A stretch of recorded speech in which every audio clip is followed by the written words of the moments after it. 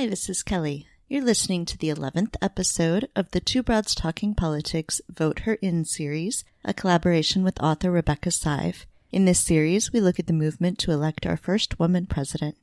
Our guest today is the senior senator from Minnesota and Democratic presidential candidate, Amy Klobuchar. You can catch all of the episodes in this series at twobroadstalkingpolitics.com/voteherin or in our regular feed anywhere podcasts are found.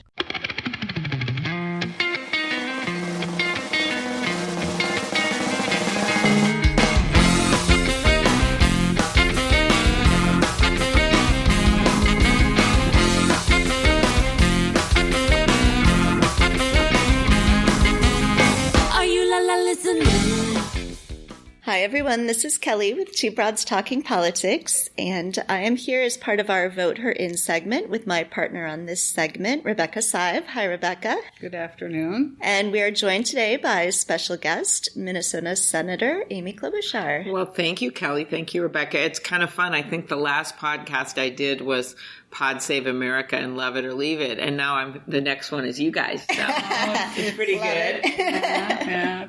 Well, it's very special for you to be here, and thank you for doing it with us. And thank you for accepting our invitation. We really wanted to focus both on the broad issues that you might want to talk about, but specifically on some of the women's issues. And we were talking earlier about the debate, starting with your wonderful comment at the debate when Governor Inslee spoke and you rebutted him and talked about these three powerful women, beginning with yourself, pro-choice advocates. So I thought if you could just start out by sharing with us your views on, as we look ahead on the matter of reproductive justice, how you see that and how we can work with you and other leaders on that. Well, I think my point there was, he was talking about how he was one of the only one that did this and did that. And we had this historic moment where we literally doubled in one night the number of women who had ever participated in a primary presidential debate on the Democratic side. Because before that, there were only three, Hillary being one of them. Right. And then here we had three in one night. And then, of course, tripling it the next night. So, and I wanted to make that point. And this is a man's issue and a woman's issue. There's no doubt about it. But what we are seeing, I don't think anyone ever imagined with these restrictive laws that have actually been passed in legislatures and signed into law by governors in states like Alabama and Georgia and several others.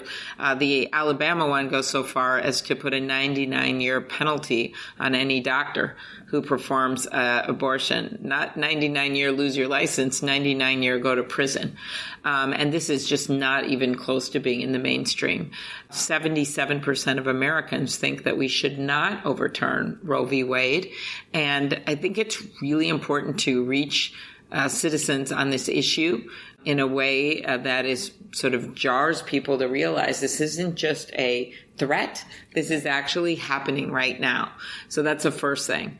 And then the second thing is to remind them that, ironically, the number of abortions has gone down in this country, and that's good. And it went down during the Obama administration quite significantly. Why? Because we were funding places like Planned Parenthood, and Planned Parenthood itself, 1 in 5 women get their health care there sometime in their lifetime.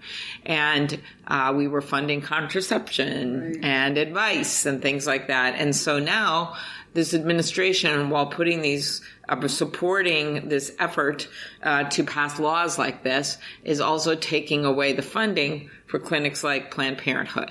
And so that's why it is so important for the people of this country to understand how extreme they're being and also what we can do to fix it. First, most obvious, elect a new president who doesn't share those views. And I always like to say, may the best woman win. Yes. Secondly, it is making sure that, which we can do literally in the first 100 days, to stopping this domestic and international gag rules, and also funding places like Planned Parenthood. And all of this can be, these Trump policies can be reversed in the first 100 days without a law. And then the third thing, which you do need a law for, so you probably can't get it done in 100 days, although it depends on what the makeup of the Congress is, which is to codify Roe v. Wade, because while we hope the Supreme Court won't do the wrong thing, you just never know. They may turn their back on years and years of precedent. Right, right. Well, one of the things, obviously, that you alluded to is that, women have become much more active and much more vocal, and we can't win this fight or any of the other fights without significant local activity, including in red states and red counties. And I know Kelly had a question about that she wanted to ask you. Yeah, so I've heard you speak before about how you've won in a lot of places throughout Minnesota that the Democrats don't always win, places that Trump won. So I'm wondering if you could talk some about sort of the key to that. How are you able to win in those red districts, in those rural districts, and how do we then take that, what's the message we should be giving all over the country for Democrats to be able to win in these districts? Right. Well, the first thing is to go there.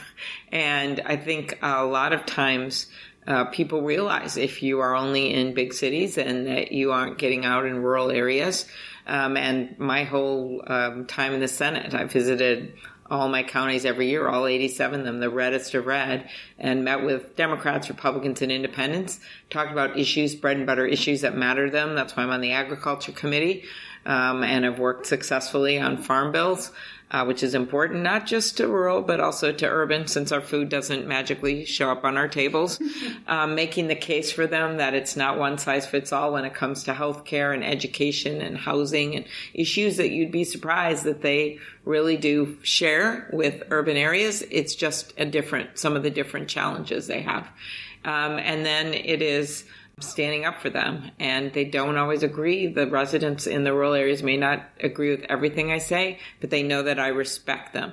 And politically, this is making sure that it's part of your campaign strategy to go not just where it's comfortable, but where it's uncomfortable, to make the case for rural America. And there's not that many of us that are talking about this right now on the national stage for the presidential campaign, and I'm going to continue to do that. One of the things, Kelly and I were lucky enough, for those of you listening, to hear Amy speak this morning at Operation Push in Chicago. It was pretty inspiring and terrific. And one of the things you mentioned there was one of your predecessors in Minnesota, Paul Wellstone, who, I don't think you know this, was my college advisor. I think I might have heard it once. That's a long time ago. Thing.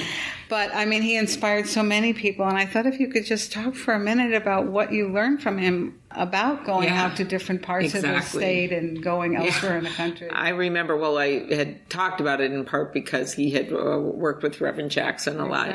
And that was a Chicago, Minnesota connection outside of the Bears and the Vikings always having these brutal fights and other things. But I had... Also, the Paul Wellstone was someone that took on the farm crisis back when we had freedom to farm and went to these rural areas and got people going. And he was a firebrand liberal. There was no doubt about it. But it was all for good. It was all about having people's backs. And he would always say that he was going to stand up for the little fellers and not the Rockefellers. And that he was about improving people's lives. And so what I most remember about Paul was his last few years of his life were before he died tragically too soon with his wife Sheila in that plane crash, was that he really taught me a lot about grassroots campaigning. He would teach me how to get on city buses to campaign, and we would go down blocks and blocks, shake hands, and then we'd go, thanks everyone, like we were getting off, and then we'd get on a bus going the exact opposite way, and we would just keep going around and around and getting on the buses, always paying the fares. But then the other thing, which involves a different bus, which was his green bus, that was his signature, a part of his campaign, is that he always used to run back and forth around that bus in parades and shake everyone's hands. And the last year of his life, he'd announced that he had MS. He was in a lot of pain. And he would just stand on the back of the bus and wave with his wife, Sheila.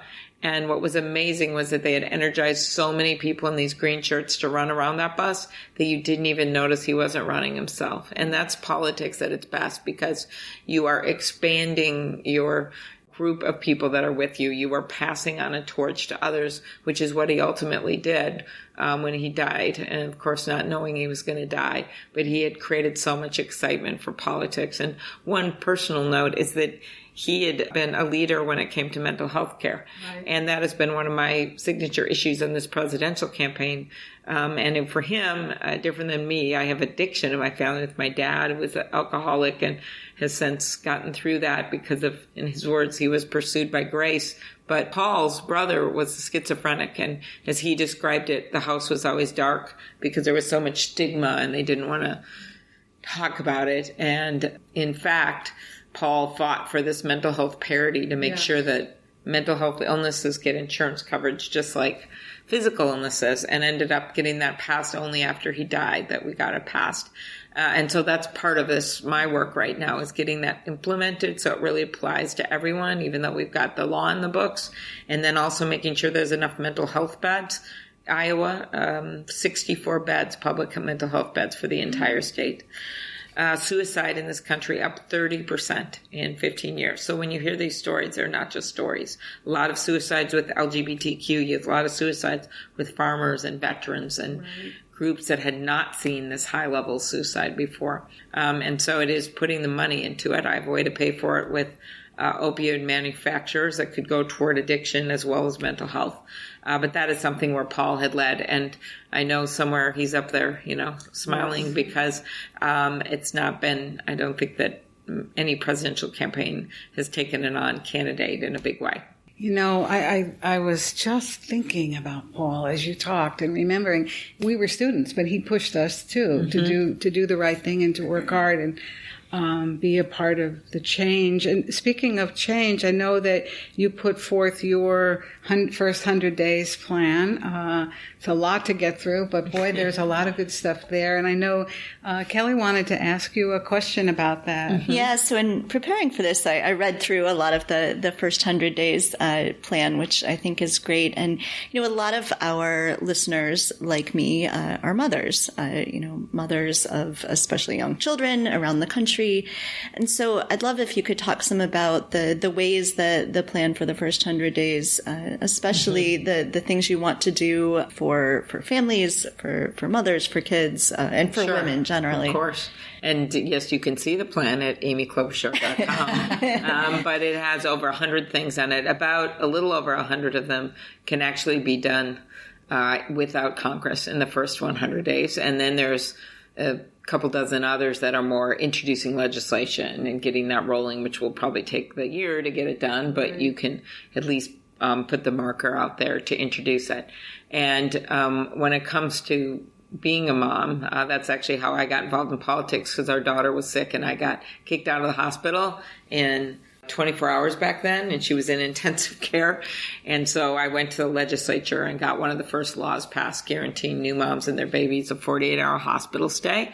And so one of the things that's in this policy actually is better maternity care standards, just because we're seeing much higher than they should be deaths, especially in African-American community, people of color in maternity wards. There was a notorious case in New Orleans where this mom-to-be goes into the maternity ward and says, "Oh, my hands are swollen," and doctor doesn't listen to her, ignores her, and she loses her baby. And you can quickly change some of those standards and put things out there.